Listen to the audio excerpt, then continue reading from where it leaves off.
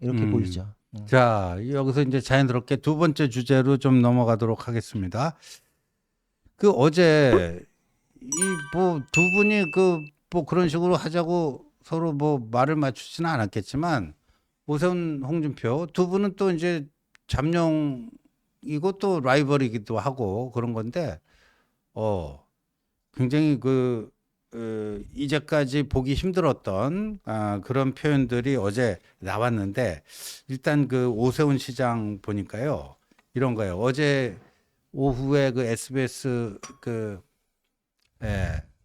뭐 TV에 인터뷰에 출연을 했습니다. 근데 그 진행자가 어제부터 이제 뭐 또다시 성장이다 뭐 이런 책을 내요. 네, 맞아요. 다시 성장이다 이런 책을 내는데 진행자가 그거 뭐 조기 대선 그 의식해서 내는 거 아니냐 이렇게 물어봤거든요. 맞다 그랬어요. 네. 맞다. 솔직히 말해 이거 책 내는 게 조기 대선 행보다. 그게 사실상 대선 비전 전략서다. 조기 대선을 염두에 두고 준비한 책이다. 뭐 이렇게 얘기를 하면서요. 네. 설 연휴 때 나온 여론조사 보니까 이재명과의 가상 양자 대결에서 자신이 제일 경쟁력이 있더라. 결국 본선은 중도 확장성이 관건인데 자신이 제일 그렇지 않겠느냐 하면서 이 조기 대선 도전을 기정사실화했어요. 네. 근데 오세훈 시장이 이제까지 조기 대선에 도전할 거다라는 거는 다들 알고 있었어요. 네. 근데 저런 식으로 확인한 적이 없었거든요. 그렇죠. 고민 중에 있다. 고민 중에 있다. 지금 뭐라고 갖다부터 얘기할 수 있는 상황이 아니다. 계속 고민하고 있다. 뭐 이런 정도로 얼버무렸다고요. 그러면서 사실상 또 조기 대선을 염두에 둔 행보를 해온 건데 본인 입으로 조기 대선 행보 맞다라고 얘기한 게 어제가 저게 처음이에요. 그러니까 이제 솔직해야 될 때가 됐었잖아요. 사실 그동안에는 뭔지 어떤 행동인지 다 알고 있는데 본인도 그렇게 행동을 하면서 아니라고 하면 그게 아닌 게 되나요? 오히려 눈치 보고 간 보는 것 같잖아요. 지금 보면은 처음에 계엄이 터졌을 때 가장 먼저 시도지사 협의회에서 비판했었고, 맞아요. 그렇죠. 예. 그 오히려 당보다도 먼저 나서가지고 언론 조명받으면서 탄핵에 대해서도 뭐 자기들이 그랬죠. 입장 냈었고, 예. 그렇죠. 근데 그 이후에 또 지지율 추이 이제 보고서 또 입을 딱 다물다가 나중에는 이제 구속 취소나 이런 거 됐을 때에는 윤 대통령에 대해서 비판적인 발언 했지 않냐 기자가 물으니까 언제 그랬냐 뭐 또 이러고. 그러니까 이제 오락가락 하는데 오락가락하면서 오히려 신뢰를 잃고 지도자감으로서의 태도는 아니지 않냐 이런 비판이 있으니 본인이 이 현재의 결정에 대해서 마음속에서 법률가로서 이제 계산을 해본 것 같아요. 이게 그래서 어떤 결론이 날 것인가. 그러면 나는 앞으로 일관성을 갖고서 움직이기 위해서는 그냥 커밍아웃 하는 게 낫다. 이제 그게 맞은 것 같아요. 진짜 지금은 그냥 기존에 있던 행보를 본인의 입으로 그냥 인정만 했다 뿐이지 달라진 건 없는 것 같아요. 근데 저는 조금 이제 다른 측면에서 좀 보는데, 지금 저 민주당 쪽 말고요, 이쪽 보수 쪽에서 이 계엄 이후 조기 대선 도전 선언을 제일 처음 한 사람이 누구죠? 이준석이에요. 네, 그렇죠. 그다음에 두 번째로 장돌뱅이인데 장에 서면 장돌뱅이가 장에 가는 거는 당연한 거 아니냐? 이빠로 한 사람이 누구죠? 홍준표예요. 그리고 뭐 유승민 의원 뭐 하다가 오세훈 시장은 계속 거기에 애매하게 뭐 하다가 어제 이제 확 그냥 100% 그냥 분명한 언어로 이렇게 한 건데. 근데 이준석, 홍준표, 오세훈 이 세 사람의 공통점을 보면 명태균하고 다 엮여 있어요. 그러네요. 명태균하고 맞습니다. 엮여 있는데 맞네요. 이 정치인들이요 어떤 게 있냐면은 그런 이제 자기를 곤혹스럽게 만드는 형사 사건이 있고 그게 이제 막 그 수사가 진전되면서 점점 상황이 불리해지고 막 이러잖아요. 그럴 때는 더 빨리 치고 나가요. 그렇죠, 맞아요. 더 빨리 치고 나가요. 그러니까 나 이 선거에 도전한다는 걸 그냥 더 빨리 치고 나가면서 기정사실하면서 내가 대선 후보인데. 못 건드리게. 너 내 대선 후보인데 나 함부로 건드릴 거야? 그러니까 이제 기존의 형사사법적인 그 자기 방어벽이 이제 이렇게 막 어디 좀 무너지고 그렇죠. 뭐 하면은 이제 그런 정치적 방어벽으로 뭐 하려고 하는 그런 속성이 있습니다. 그렇죠. 공격이 최선의 방어잖아요. 네. 그리고 이게 저는 그런 얘기들 되게 많이 들었거든. 정치인들이 자기가 저질러 놓은 일이 무서워서 권력을 내려놓지 못한다고.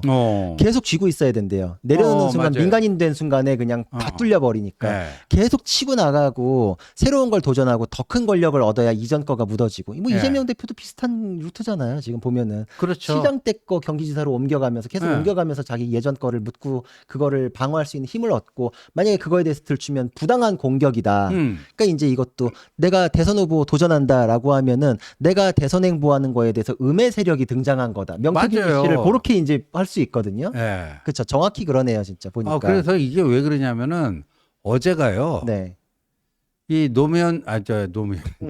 오세훈 시장의 그 후원자 네. 김한정 씨가 예. 재소환된 날이에요. 어제 네. 중앙지검에 재소환돼서 두 번째 조사를 받았어요. 그분이 압수수색 당했었잖아요. 지난달 말에 압수수색 돼갖고 압수수색 당한 다음 날 한번 소환 조사를 받고 예. 어제 재조사를 받은 거예요. 그렇죠. 예, 재조사를 받았는데 이 김한정 씨가요.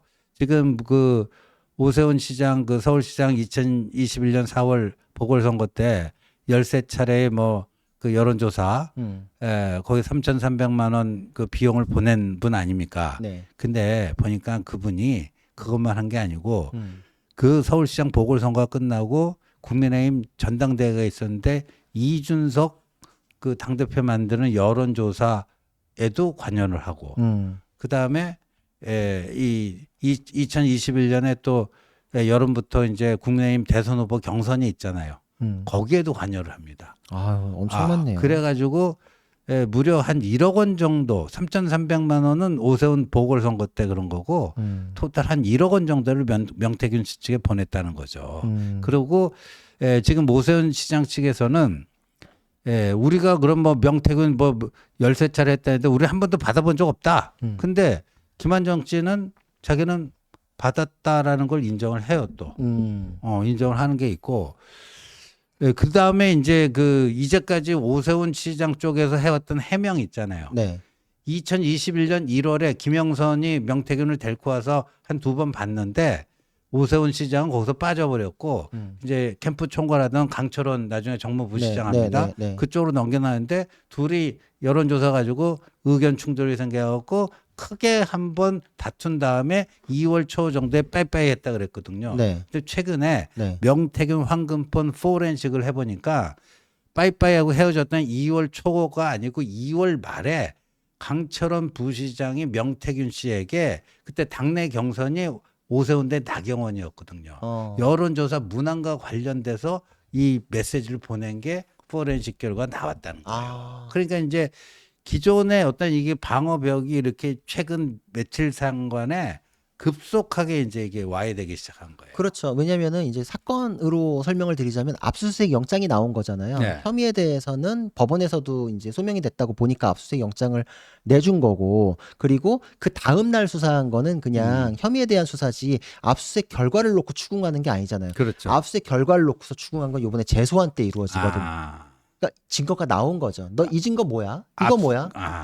그러니까 이제 이때 들어가는 이제 수사는 엄청 고강도예요. 그리고 정말 말로 해명할 수 있는 푹푹 그냥 증거로 찌르는 거기 때문에 뭐 이렇게 저렇게 뭐 관련이 없습니다. 그럼 이 문자 뭐예요? 그냥 바로 까요. 그냥 이렇게 되는 거니까 압수수색에 의해 가지고 결과가 나온 상태에서의 재소환이라는 거는 이게 앞으로 이 수사는 이제 절정을 향해 간다. 머지 않았다. 이렇게 볼 수 있죠. 그때 압수수색해서 확보한 게요.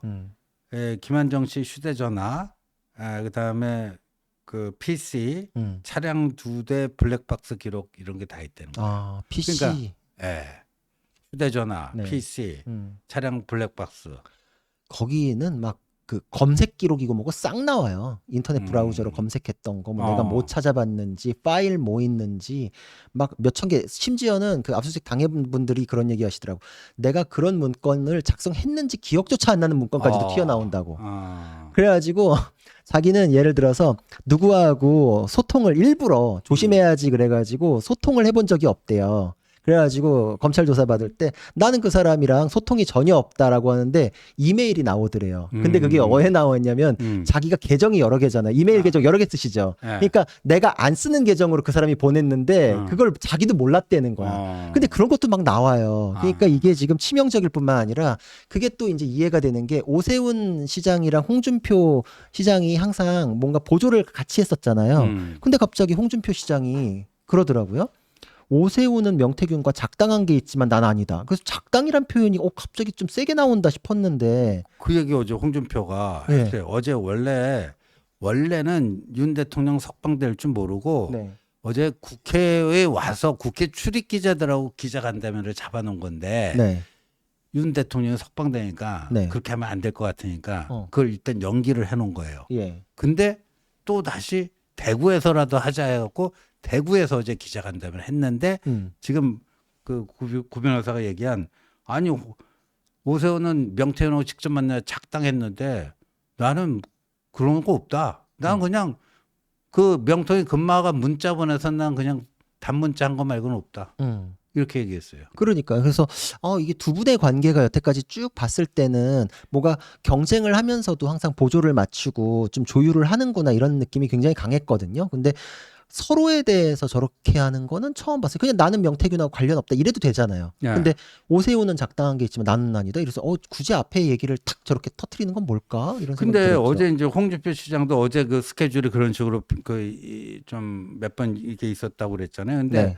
어제 윤석열 대통령 탄핵이 인용되든 기각되든 조기 대선은 불가피하다. 왜?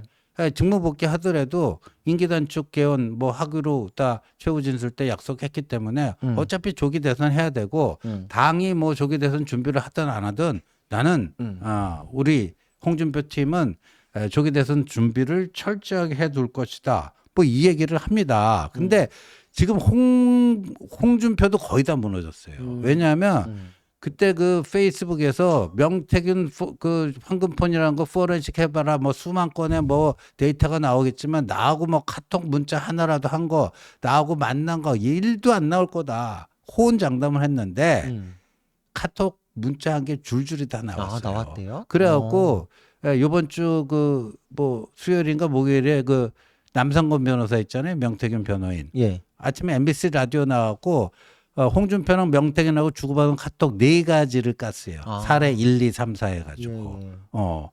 근데 이제 그러니까 거기서 반박을 못하고 오세훈은 명태균하고 만나서 작당했지만 나는 그냥 문자 보낸 것도 없다고 혼장담을 하다가 그거는 이제 인정을 하는 거예요. 명태균이 보낸 문자에 나는 그냥 답만 했을 뿐이다. 뭐 그게 뭐가 문제가 되느냐 이렇게 얘기가 나온 거죠. 오히려 이분들은 그런 이슈 터지기 전에 더 큰 이슈로 쓱 지나가고 오히려 이분들이 더 조기 대선 바라지 않을까 싶대요. 그렇죠. 그러니까 이 홍준표 시장도 이제 이런 명태균 수사 관련해 갖고 거의 이제 턱밑까지 올라온 거예요. 그리고 심지어 이제 만났다라고 만나는 걸 명태균이 홍준표를 위한 여론조사를 하고 그 여론조사 데이터를 가지고 홍준표한테 가서 대면 보고할 때 내가 옆에 있었다라는 사람까지 나온 거야. 그러니까 뭐 지금 이렇게 되니까 이제 그 조기 대선 뭐 이 행보를 빨리 할 수밖에 없는 윤석열 대통령 석방돼서 이게 좀 로키로 속도 조절하려고 했는데 그냥 그런 거 저런 거 신경 쓸 겨를이 없는 거죠. 겨를이 없는 거죠. 겨를이. 그리고 사실 일반적으로 이제 사건을 보면은 이제 이런 브로커들은 사실 내가 목적으로 타겟으로 삼는 사람이 자기랑 직접적인 관계를 어떻게든 엮으려고 하지. 그렇죠. 그런 관계도 없이 내가 그냥 사이드에서 도와주고 만다? 이러지는 않거든요. 그러니까 어떻게든 접촉을 만들고 그 사람도 나를 뭔가 홀대하기에는 껄끄러운 그런 관계를 만들려고 노력을 하거든요. 근데 명태균이가 아마추어가 아니잖아요. 그렇죠. 모든 사람과 다 그런 식으로 엮어놨던 사람인데 심지어는 윤 대통령과도 직접 통화를 하고 그거를 막 녹취를 따고 막 이랬던 사람이 다른 사람에 대해서 그렇게 없겠는가. 그러니까 황금폰에서 뭐가 나왔다라는 보도가 있으면 아마 상당 부분이 뭔가 좀 이게 스모킹건 같은 것들이 있을 것이다 이런 생각도 들어요. 어제 그 감독님 어제 명태균 씨가 어제 페이스북에 글 하나 올린 거 있는데 그거 혹시 찾으면 올려주시고요.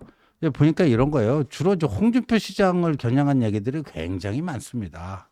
굉장히 많은데 마지막 가갖고 이런 거예요. 다시 한번 말하지만 홍준표 시장은 명태균과 그 가족에게 진심으로 얼른 사과를 해라. 마지막이다. 눈치 빠른 홍준표 시장은 무슨 말일지 잘 알 것이다. 이런 그 저 페이스북을 어제 썼더라고요. 명태균 씨가. 그래서 이게 그 굉장히 그거에 명태균 씨 사건과 조기 대선 이게 묘하게 맞물려 돌아가고 있어요. 맞물리죠. 그럼 민주당에서 지금 이 와중에도 명태균 특검을 계속 띄우잖아요. 그렇죠. 그렇죠. 이유가 있는 거예요, 지금. 이거는 제가 보기에는 만약에 조기 대선이 벌어진다면 후보에 대해서도 뭔가 다 얘는 이걸로, 쟤는 저걸로, 뭐 하여튼 그렇죠. 다 잡아놓고 있겠다. 나중에 뭘 써먹든지 간에 다 걸어놓겠다. 이제 이런 심정인데 홍준표 시장이나 오세훈 시장에 대해서는 명태균으로 이제 뭐 대처하겠다. 뭐 이런 게 있을 거예요. 그러니까 지금 박범계가 지난 그 설날 연휴 때도 그 창원에 내려가고 명태균 면회하고 왔잖아요. 예. 그 박범계가 그 관리를 하고 있어요. 그런 것 나름대로. 같아요. 맞아요. 그러니까 그리고 뭐 상당한 많은 데이터나 뭐를 또 자료들을 민주당 쪽에서 입수를 해가지고 때를 보고 있는 게 좀 있는 것 같아요. 그렇죠. 그게 진짜 소름 돋는 게 예전에 그 명품백 의혹도 그 영상을 1년을 쥐고 있다가 총선에 맞춰가지고 딱 그때 터트린 것처럼 그렇죠. 지금 나오는 언론 보도가 뭐가 확보됐다 그러면 그 이상 갖고 있을 가능성이 있는 거죠. 타이밍 조절하는 거지. 이게 참 등골이 오싹해집니다. 등골이 오싹해져요. 자, 저희가 이제 마지막 주제로 좀 넘어가겠는데요. 야, 이게